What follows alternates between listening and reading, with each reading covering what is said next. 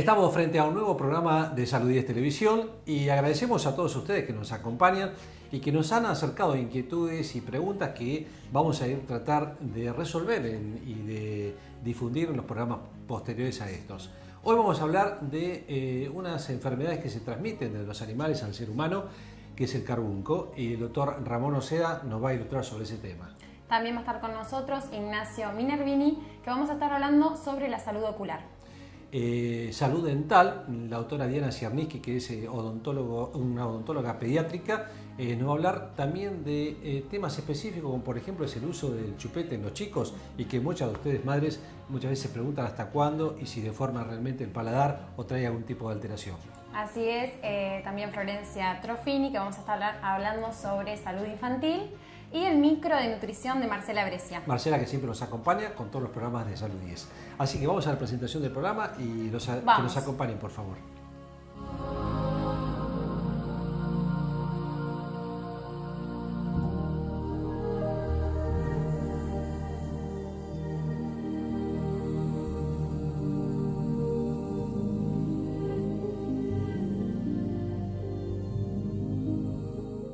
Bueno, estamos presentando, como dijimos al inicio del programa, al doctor Ramón Oceda, que es codirector del Laboratorio Azul y ha sido un gran colaborador de cuando hacíamos anteriormente Salud 10 Televisión y bueno, hoy lo volvemos a tener en este nuevo ciclo, así que Ramón, te agradecemos que estés con nosotros nuevamente aportándonos tus ideas y tus opiniones.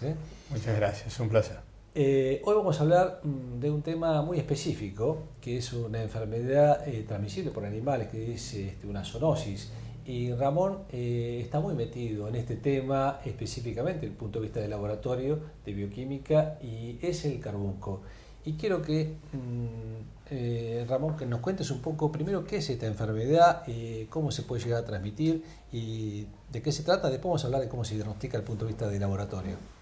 Sí, lo interesante de esta enfermedad es que es una zoonosis, se transmite al hombre. En general, en nuestra zona, el principal transmisor de carbunclo es el bovino, o sea, los vacunos. Estos vacunos, cuando no están vacunados, están expuestos a contraer la enfermedad. El hombre de campo hace una práctica que no debe hacer y que ya el autor de Martín Fierro, José Hernández, recomendaba no hacerla, que es no cuerear los animales. La gente sigue cuereando los animales. Y ese contacto en el cuereo del animal lleva a que se enferme dérmicamente lo que es el carbunclo dérmico o grano malo. Está bien. Después lleva una complejidad más alta, que está el carbunclo digestivo, el carbunclo respiratorio, pero el más común que conocemos en nuestra zona es el carbunclo dérmico. Y este año, en el 2014, en el mes de octubre, hubo un caso de carbunclo dérmico que no se diagnosticó adecuadamente y finaliza muriéndose en la provincia de Santa Fe. Calculo que no debe ser muy fácil el diagnóstico del carbunco. Me parece que debe ser primero, es muy probable que sea a través del animal y después sea al nivel del humano, ¿no? Sí. Azul tiene una zona que se denomina ya desde el 2004 zona de alerta y respuesta. Zona de alerta y respuesta está basada en la Organización Mundial de la Salud, cuando nos convocó en el 2002 en aquel simposio internacional de carbunclo y nos otorgó la categoría de especialista en carbunclo rural. Sí. El tema es que la zona de alerta y respuesta le cambió el paradigma de dar el alerta, y el alerta lo da el veterinario, porque es el primero que ve el foco, el primero que ve el animal muerto, el primero que ve que el hombre ha hecho la necropsia o ha cuereado el animal, y es el que da el primer alerta. Cuando se extrae el hueso largo, se corta, se hace el diagnóstico y tenemos la cepa de Bacillus, rápidamente se generaliza a los 3 hospitales, Azul, a Chillán y a Cacharí, la información para que estén atentos a dónde va a concurrir ese hombre de campo con esa presunta lesión dérmica. Está bien. Yo sé que vos estás participando de un grupo de trabajo muy interesante e importante en Uruguay y en Argentina, y que están realmente siendo un poco líderes de esta enfermedad desde el punto de vista bioquímico, ¿no? Contanos un poco de esa experiencia. Es una experiencia que está basada también en aquel 2002, donde la Organización Mundial de la Salud se dio cuenta que el carbunclo como arma bacteriológica sigue teniendo mucha vigencia y sigue estando aún en el candelero, y hay muchas potencias que están manejando esas cepas potenciales de Bacillus anthracis que son modificadas, no son la misma cepa que causa el carbunclo dérmico o el carbunclo respiratorio en nuestro país, sino que es una cepa modificada que le da mayor patogenicidad. A partir de ahí, la Organización Mundial de la Salud llama a los expertos y dice, bueno, señores, hay que ponerse a trabajar, hay que crear menor exposición al carbunclo, hay que tener menor cantidad de casos de carbunclo humano y animal, y recomienda hacer las vacunaciones. Es por eso que el año pasado el gobierno de la provincia de Buenos Aires, el Ministerio de Asuntos Agrarios de la provincia de Buenos Aires, nos convoca también a dar una opinión. Dimos esta misma opinión que estamos dando ahora, había que vacunar, se vacunaba nada más que el 30% del total de bovino. La provincia de Buenos Aires tiene 16 millones de cabezas de ganado. El partido de Azul tiene 500.000 bovinos. Y se estaba vacunando nada más que el 30%. Sí. Así que bueno, el riesgo era grande. El riesgo era muy grande. El gobierno sacó una resolución ministerial. La ley estaba de vacunación obligatoria desde el año 61 y no se cumplía. Así que este año vamos recién a tener una cobertura aproximadamente del 90% de los animales vacunados. Eso va a bajar el riesgo significativamente. Y esto debería llegar al productor agropecuario en realidad a través de las sociedades y de todo esto. ¿Y por qué ocurre que solamente un 30%? ¿Es como que el productor no le interesa mucho esto o no hay tanta información dada desde el punto de vista ministerial? No, hay un desconocimiento general de la enfermedad. Porque el problema de esta enfermedad es que es una bacteria que produce esporo. Hay pocas bacterias que producen esporo.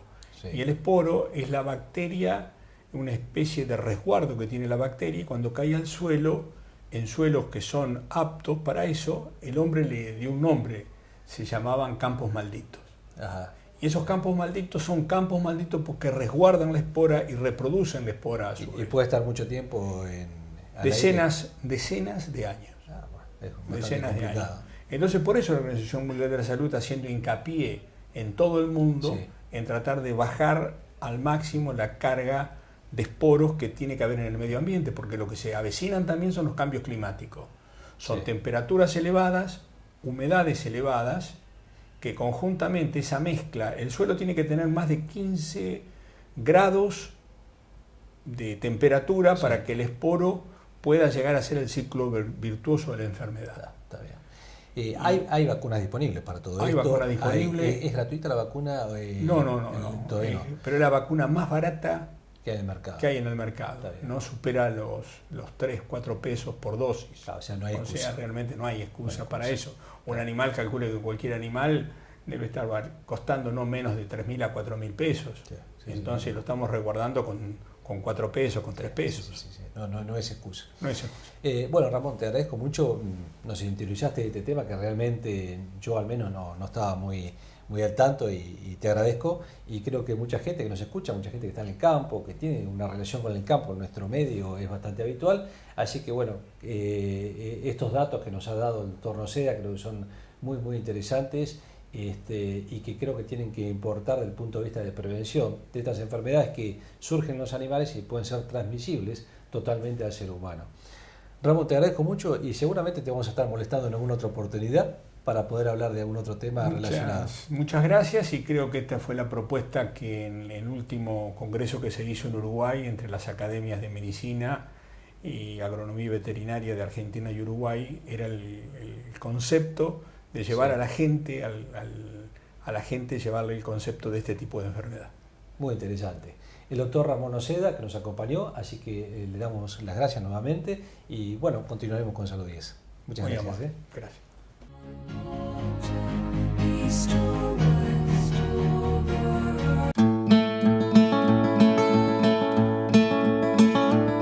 Hola, buenas noches. Ya estamos.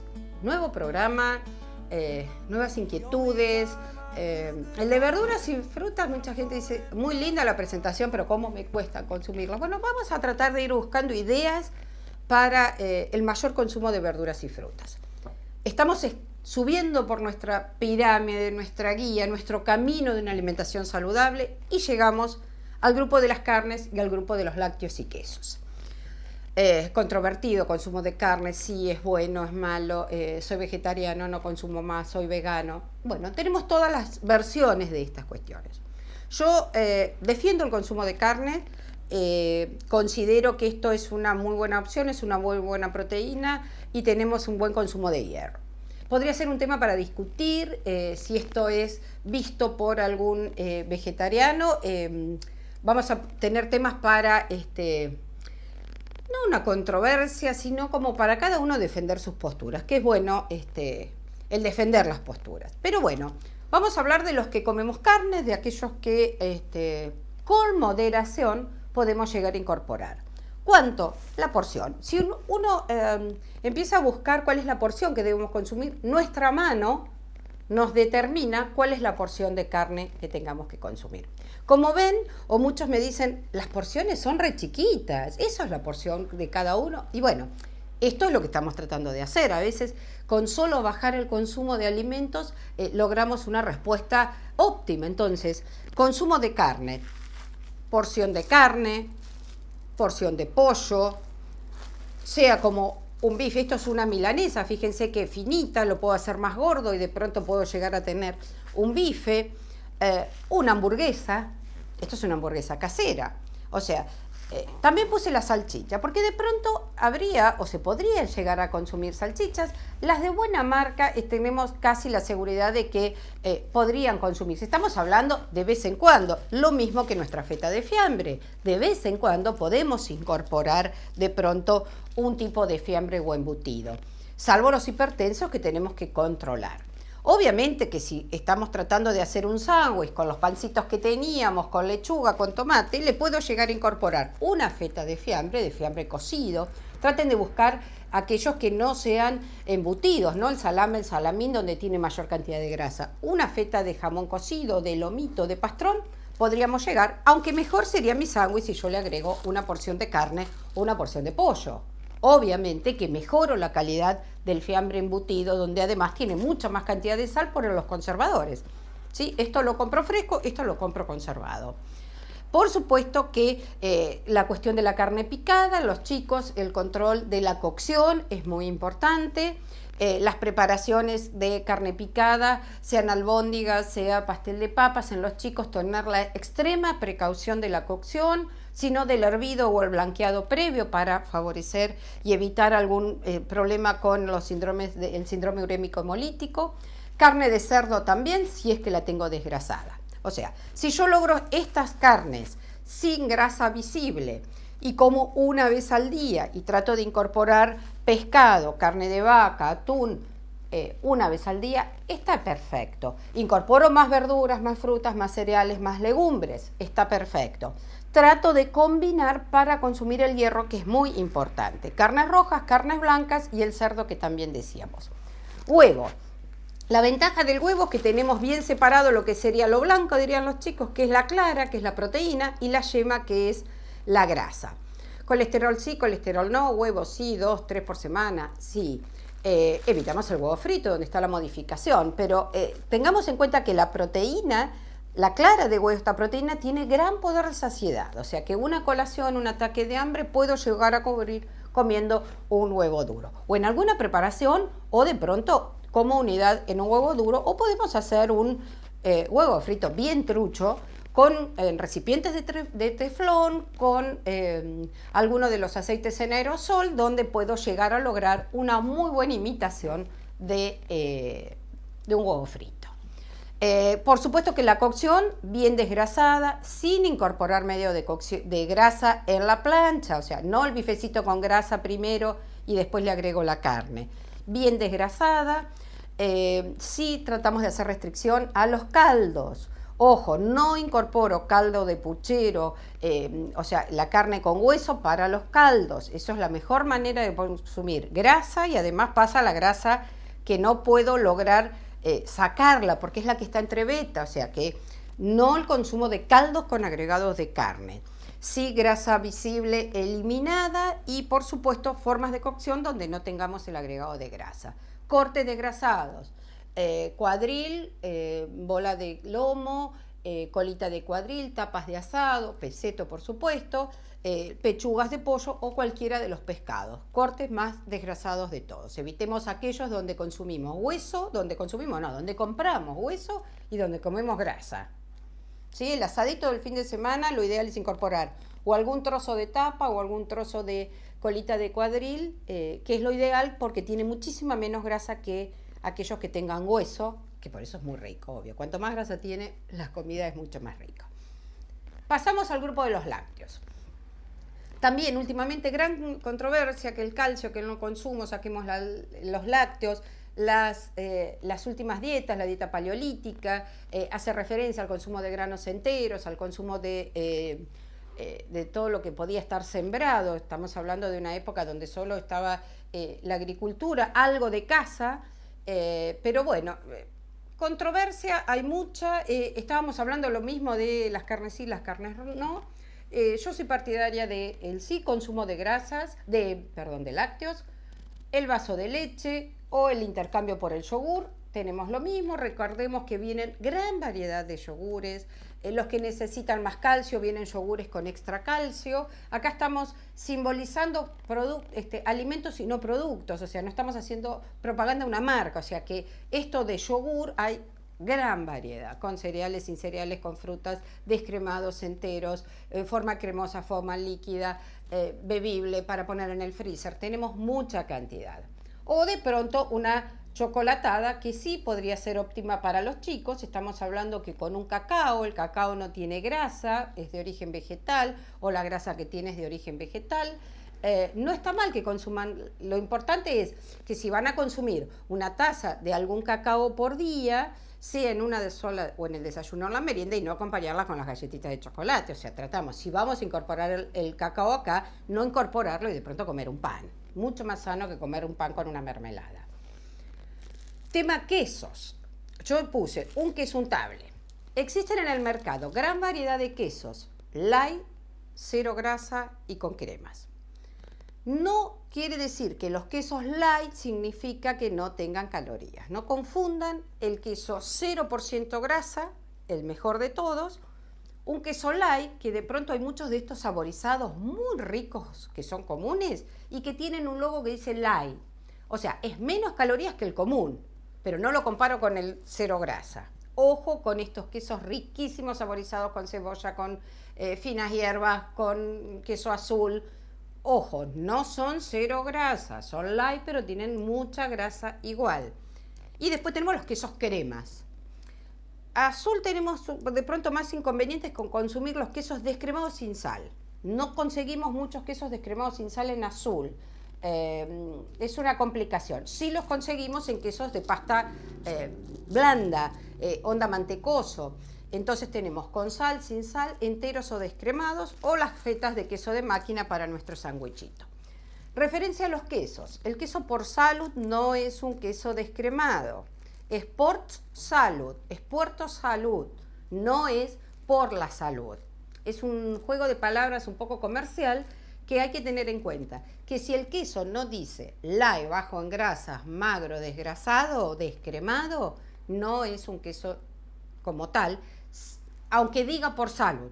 Eso es lo que quiero que recuerden. De la línea de quesos tenemos una gran cantidad. Cuanto más rico es el queso, porque tiene más grasa. ¿Sí? Entonces llegamos a un cáscara colorada, un gruyère, de los agujeritos muy rico, y llegamos a un queso de rallar. Obviamente que si hacemos una gran escala tenemos el de cero grasa, el untable, descremado, gusto a nada, como dicen ustedes, hasta el queso de rallar. Por acá pasamos cerca de 30 a 40 variedades de queso. Ojo con las calorías, ojo con las grasas. Son de origen animal, toda esta mesa es de origen animal.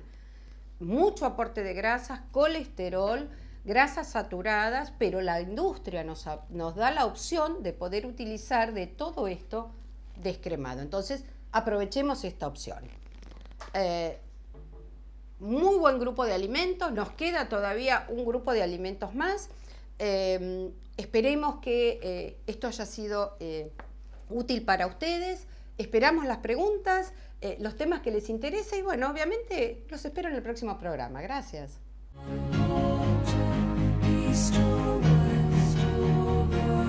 Bueno, Ignacio Minervini, el doctor Ignacio Minervini, que es oftalmólogo, muchas gracias por estar con nosotros. Un gusto. Es un viejo conocido de los programas anteriores de Salud 10 que hacíamos también.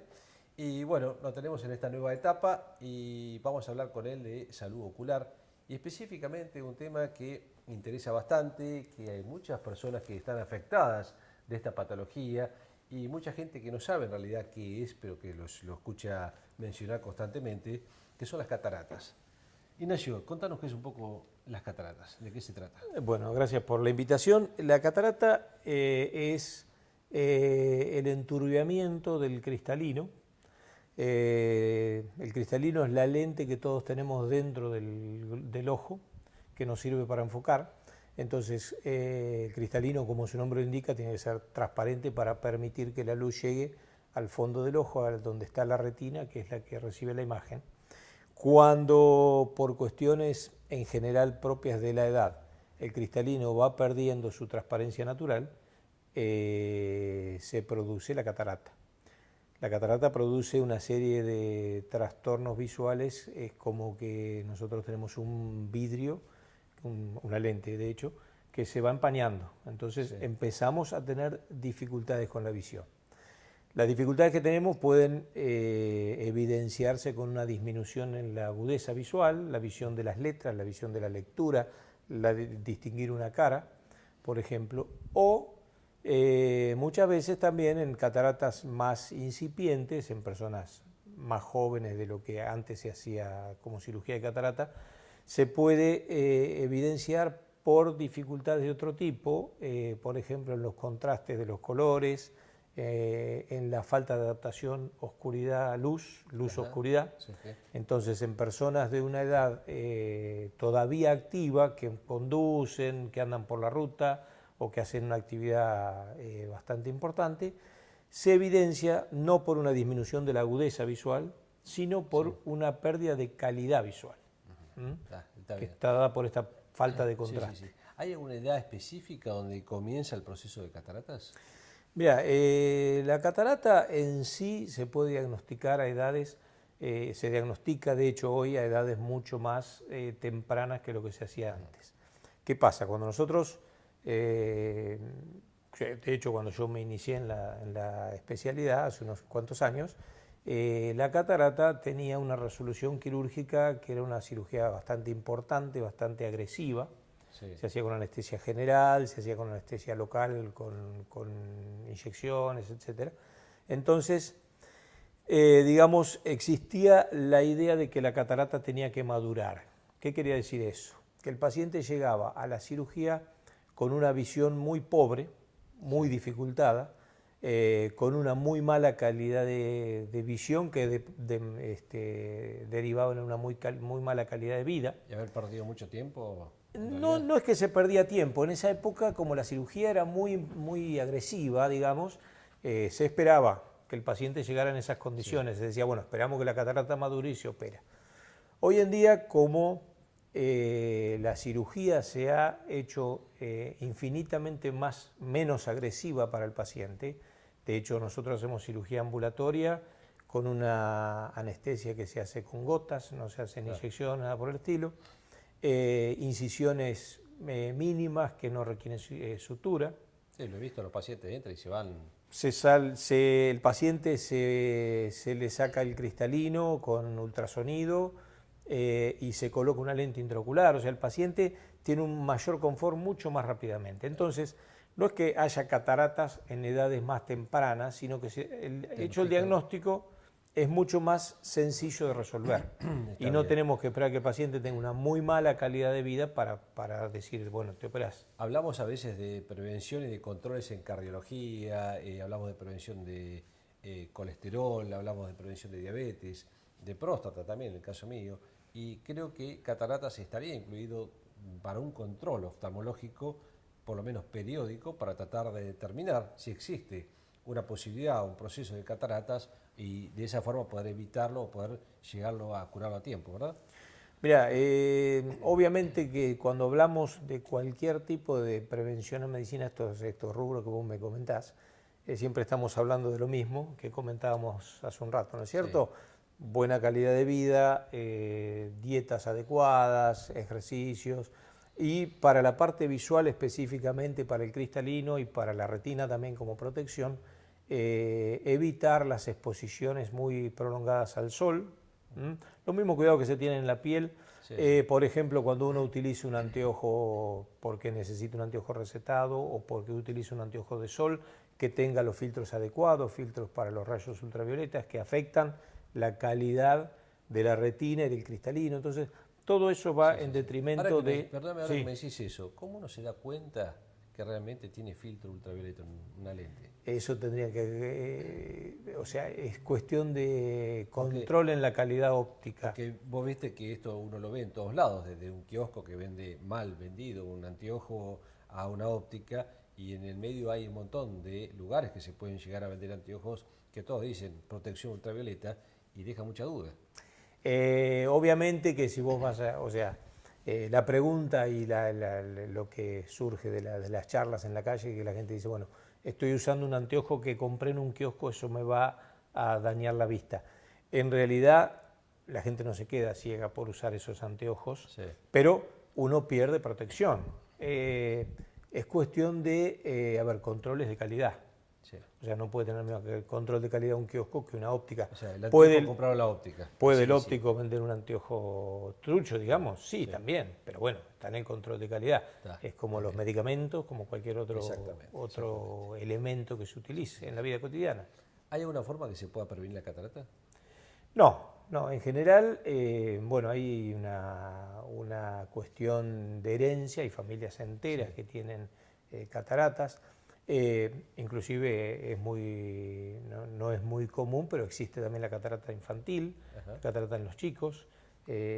Hay familias enteras en las que hay 2 o 3 chicos que están operados de catarata. Entonces, es muy difícil prevenirlo porque hay una cuestión genética, pero también una cuestión, obviamente, hoy en día la calidad de visión que requerimos es mayor. Yo recuerdo, vos recordarás, tu abuelo cuando era grande, mi abuelo a los 70 años ya era una persona que, digamos, no hacía la vida que hace hoy una persona de 70 años, que es una persona absolutamente activa, gente que maneja, atienden su negocio, el que sea, su oficina, todo. Entonces, hoy la demanda es distinta. La demanda es distinta, entonces bueno, eso es lo que guía un poco la cuestión.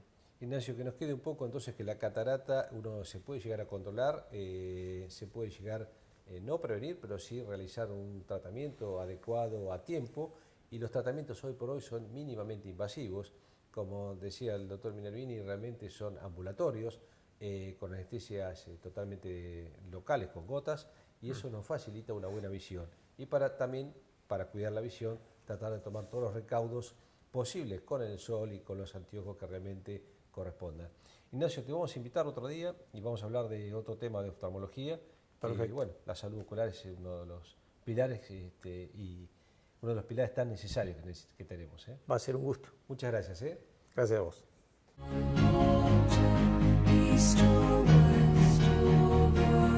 Bueno, hoy dijimos que también dentro del programa vamos a tener algo sobre salud dental.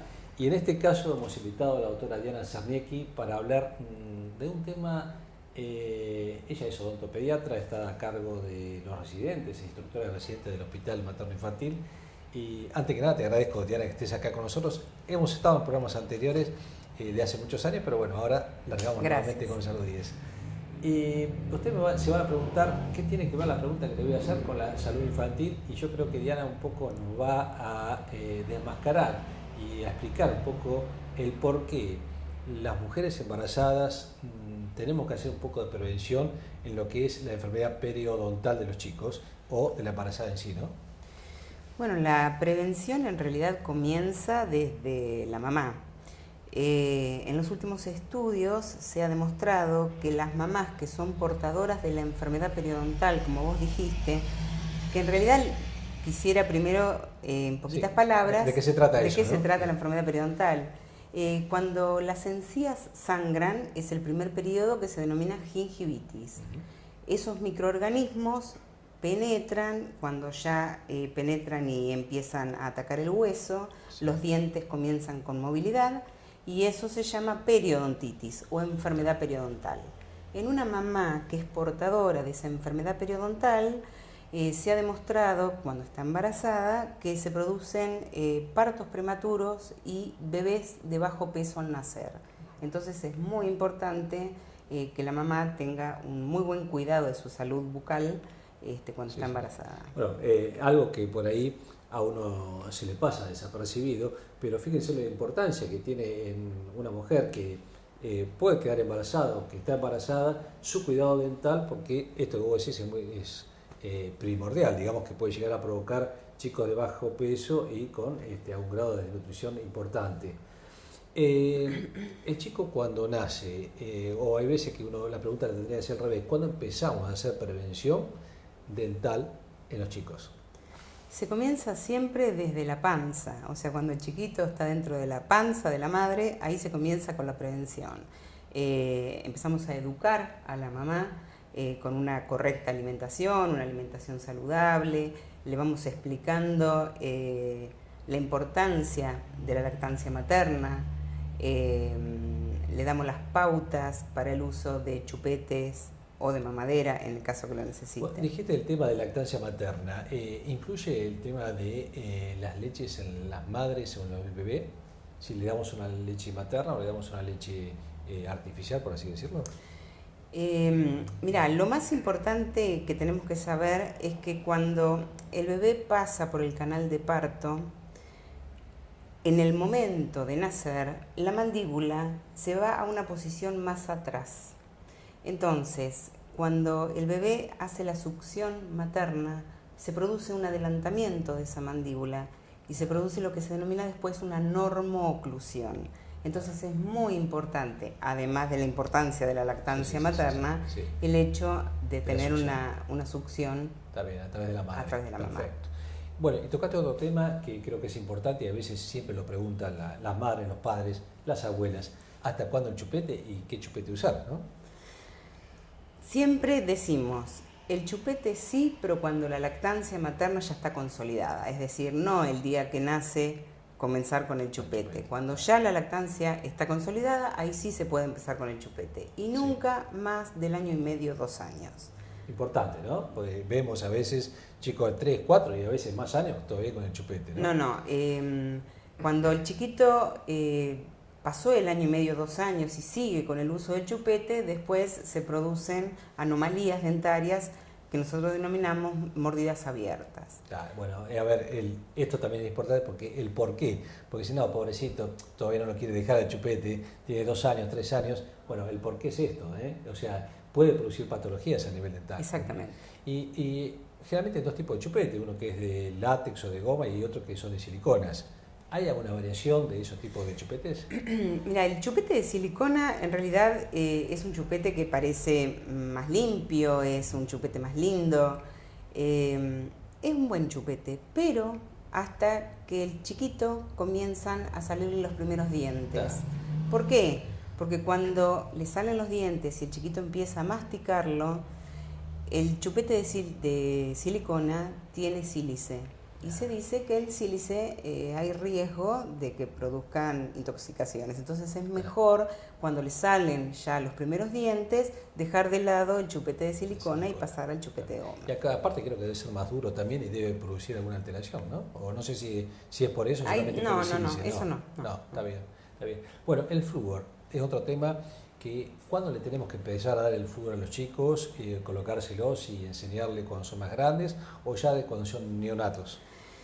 Mira, en realidad el flúor es sumamente importante para la dentición. Nosotros aconsejamos a aplicar topicaciones de flúor cuando el chiquito ya sabe salivar, cuando sabe escupir, ahí comenzamos con la aplicación de flúor, porque está demostrado que el flúor es más importante poniéndolo en los dientes y no por ingesta. Antes se decía que el flúor actuaba en la ingesta. ¿Sí? Es decir, en esta ciudad, por ejemplo en Azul, tenemos un nivel óptimo de flúor en el agua. Entonces, al estar el nivel óptimo de flúor en el agua, no hay que dar suplementos fluorados. y con la aplicación de flúor en los dientes es suficiente. Yo comenté el tema del flúor y vos nos explicarás para qué sirve el flúor, ¿no? Porque yo por ahí digo flúor, uno lo sabe, pero por ahí usted que está del otro lado de la cámara no sabe para qué se usa y para qué es importante el flúor en los dientes. Bueno, el flúor es un elemento químico que se encuentra en la tabla periódica de los elementos y es un elemento que se combina con elementos químicos del esmalte de los dientes y hace que se produzca una capa más dura y lo hace resistente a las caries. Entonces, una correcta aplicación de flúor hace que nosotros podemos prevenir las caries. Te hago la última pregunta para que me odien todos los chicos que por ahí me están escuchando, las golosinas. Bueno, las golosinas son importantes. Sí. ¿Para qué? Para la mente de un chico, no para los dientes. Claro. Nosotros decimos, las golosinas sí se pueden comer, pero en forma racional. Es decir, preferimos, y esto me van a odiar los pediatras, que coman todas las golosinas juntitas y después que se laven los dientes, claro, y no que coman un caramelo ahora, dentro de media hora otro, que dentro de 2 horas un chupetín, porque cada vez que comen algo dulce nosotros le llamamos momentos de azúcar. Entonces cuando hay varios momentos de azúcar en el día, hay mayor riesgo a tener caries.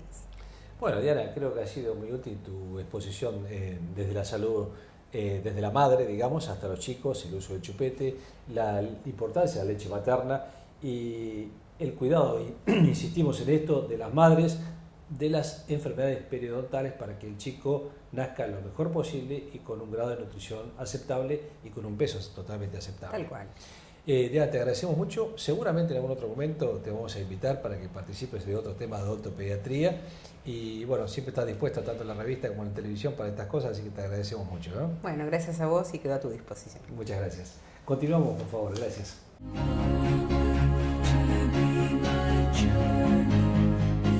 Bueno, vamos a dedicar este espacio a la salud infantil, a la pediatría. Yo te agradezco mucho, Florencia, por estar acá con nosotros, porque nos interesa dentro de todo lo que hacemos en Salud 10 un poco la prevención y la educación, y queremos hacer hincapié también en la salud infantil.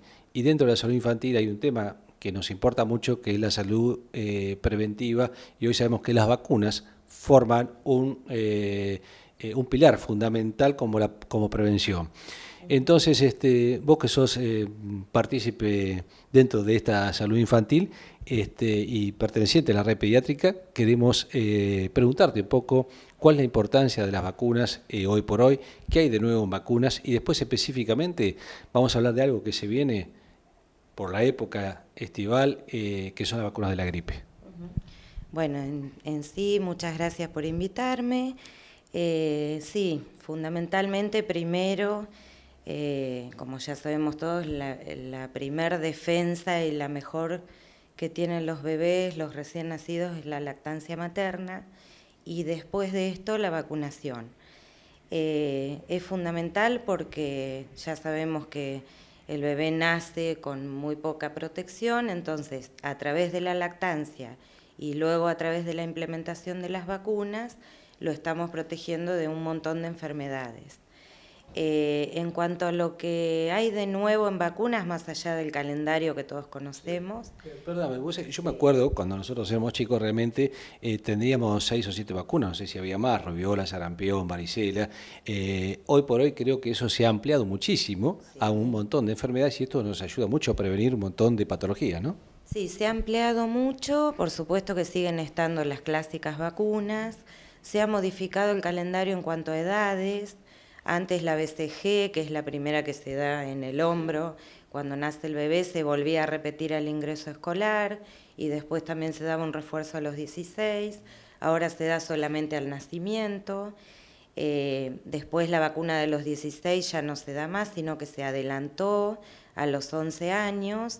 ¿Por qué? Porque se ha agregado sobre todo y fundamentalmente para las mujeres, que también se puede aplicar en los varones, pero no está incluido en el calendario nacional, la vacuna contra el HPV, que es un virus que puede producir cáncer de cuello de útero, ¿sí? Eso es algo que me decís que es cierto. En realidad no sé por qué solamente se da a las mujeres, porque los hombres, si uno lo ve en los consultorios, hay mucho HPV, papiloma, virus de papiloma humano, y realmente no sé por qué ha sido exclusivamente de las mujeres. Es cierto que las que más pueden llegar a tener patología importante el día de mañana, como cáncer de cuello o patología del cuello uterino, son las mujeres, pero creo que habría que prevenir a ambos sexos, ¿no? Sí, en realidad desde el calendario nacional de vacunación está incluida solo para las mujeres a los 11 años de edad. Son 3 dosis y nosotros en los consultorios particulares, por lo general, estamos tratando también de que los varones empiecen a aplicarse la vacuna, ¿sí? Pero es una vacuna fundamental. Se da a los 11 años en las niñas y son 3 dosis, 0, 1 mes y 6 meses, ¿sí? Por lo general esta campaña se lleva a cabo en los colegios. Así que tiene bastante cobertura, por suerte. Y es algo, ¿por qué se da a los 11 años? En realidad porque se trata de dar antes de que comience su actividad sexual. Hay mucha gente que pregunta, bueno, yo tengo HPV, ¿me puedo vacunar ahora? Tengo 20 y pico de años. Y en realidad esto se debe hacer antes de que se comiencen las relaciones sexuales y por supuesto que cubre alguna de las cepas de los virus, ¿no? Sí, exactamente. También se dice que se puede utilizar la vacuna una vez iniciadas las relaciones sexuales, pero la prevención es mucho menor, sobre todo con algunos serotipos del virus. La verdad que la inclusión de esta vacuna en el calendario es muy importante. Entonces siempre les recomendamos que no se olviden a los 11 años de concurrir a la vacunación, porque además de esta también se da la triple bacteriana acelular, que vendría a ser la que se daba antes, la doble adultos, a los 16 años, que se le agregó también la de la tos convulsa, un refuerzo, pero acelular, que se le puede dar a todos y con menos efectos adversos. ¿Qué cubre la triple? Para que la gente sepa qué es lo que cubre la triple. La triple es difteria, tétanos y la pertusis, que es la tos convulsa. ¿Estas vacunas son todas obligatorias dentro del calendario? Sí, son todas obligatorias. Después de los 11 años, el refuerzo que sigue es cada 10 años, salvo que haya algún evento, como algún corte muy importante, un accidente, que se refuerza la del tétano sobre todo. Bueno, ahora vamos un poco a lo que dijimos en el principio. Todavía estamos en época de calor, pero sabemos que los cambios climáticos se van a ir promediando progresivamente y se nos van a empezar a venir las gripes y después cuando nos empezamos a agarrar la cabeza con la bronquiolitis, con las neumonías y con las gripes. La vacuna de la gripe, ¿qué nos puedes decir? La vacuna de la gripe, por suerte, también ahora está incluida en el calendario de vacunación, solamente para grupos determinados, ¿sí? Que son los grupos de mayor riesgo. En los niños es el grupo de 6 meses a 2 años de edad. La vacuna de la gripe no se puede aplicar antes de los 6 meses, por lo tanto, en el caso de los bebés de recién nacido hasta 6 meses, se le aplica a la mamá, si es que ya no la recibió durante el transcurso del embarazo, ¿sí? Después, esto es obligatorio, o sea que a partir del mes de abril, todas las mamás que tienen bebés recién nacidos o que tienen bebés de 6 meses a 2 años tienen que concurrir a los centros de vacunación para que sean aplicadas la vacuna antigripal. La primera vez que el chico se vacuna son 2 dosis, se da una hoy y una en 1 mes. Ya a partir de los siguientes años es una sola dosis. Después de este grupo, en especial en pediatría, otro grupo que es obligatorio es el de mayores de 65 años. Y después están los grupos que tienen factores de riesgo, como por ejemplo enfermos cardíacos, enfermos respiratorios, por ejemplo asma, enfisema, EPOC, los enfermos con fibrosis quística, enfermos renales, diabéticos, muchos grupos de riesgo más. Una pregunta que muchas veces los padres o las madres fundamentalmente te hacen: si lo vacuno, ¿qué complicación puede tener el nene si lo vacuno? Con la vacuna de la gripe, la complicación más frecuente es un poco de fiebre, un leve decaimiento, puede aparecer algo de dolor a nivel muscular, como si fuera una mini gripe, pero no más allá de esto. Y hay siempre por ahí controversias con lo que son contraindicaciones de la vacuna. En realidad, la única contraindicación que hay es la alergia severa o el famoso shock anafiláctico por una aplicación anterior. Después, como contraindicación relativa, algunos hablan de la alergia al huevo, porque la vacuna dentro de sus componentes tiene partículas de huevo. Pero en realidad no es una contraindicación absoluta. Sí, si antes ha sufrido una alergia también severa al consumir huevo.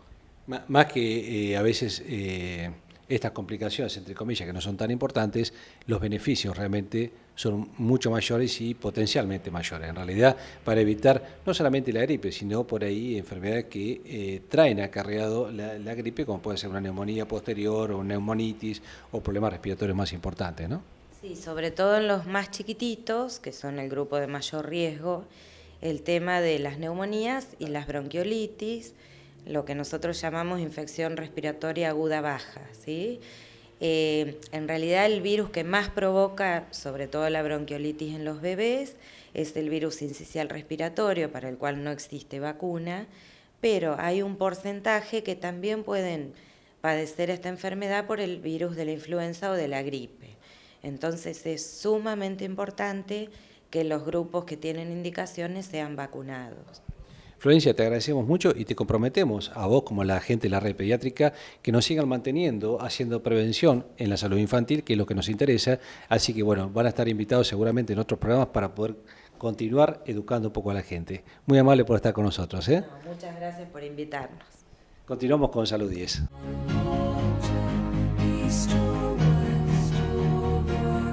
Llegamos al final del programa, espero que lo hayan pasado muy bien y le haya sido útil la información que se dio hoy.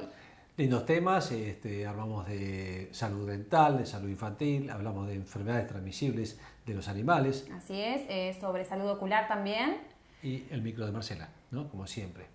Yo quiero hacer hincapié en un tema específico, muy rápido en cuanto a esto, que es el tema de la salud por Internet, donde muchos pacientes tratan de ver cuáles son sus enfermedades, sus patologías a través de Internet, y pueden ir realmente desde extremos muy, muy variables. Y esto lleva a que muchísima gente piensa que sabe mucho de salud y lleva a ser críticos en el tema de salud, a automedicarse, y creo que la salud tiene su respeto y tiene su parte científica por la cual mucha gente ha estudiado y se ha formado y se ha capacitado para todo esto.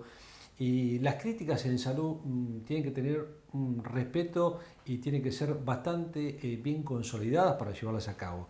Entonces es algo que hoy lo quería comentar porque realmente hay mucho circulando sobre estos temas y creo que cuando uno habla de temas de salud, tanto parece que somos muy buenos opinólogos en lo que es tanto política, deporte y salud, como que sabemos de todo, pero realmente la salud tiene su respeto y se debe considerar como un arte científico del cual se debe saber de lo que se está hablando realmente. Así es, me parece muy importante lo que acaba de decir, porque hoy la gente está muy metida en todo lo tecnológico, que es celulares, computadoras, estamos todos como muy robotizados, que hace que ya le creamos más a una computadora que a un médico, ¿no? Y además que cualquiera, leyendo cualquier nota de internet, puede criticar temas de salud sin ir a la fuente o sin saber realmente qué es lo que está ocurriendo con temas específicos, ¿verdad? Así es, por eso se recomienda siempre ir a consultar con un profesional, así es.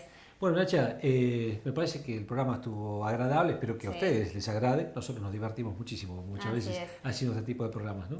Vamos a tener más adelante, vamos a estar hablando con una psiquiatra porque han llegado mensajes a nuestro mail. ¿Usted recuerda su mail? Es salud10tv@gmail.com. Va a aparecer seguramente abajo para que ustedes puedan escribirnos. Bueno, ahí la gente envió que quiere que hablemos sobre la ansiedad, los trastornos psiquiátricos y también sobre la tiroides. Así que seguramente en los próximos programas. Exactamente. Esto, como muchos otros temas de medicina, de odontología, de psicología, de nutrición, vamos a acompañarnos semana a semana, los lunes a las 21 horas en TV2. Muchas gracias.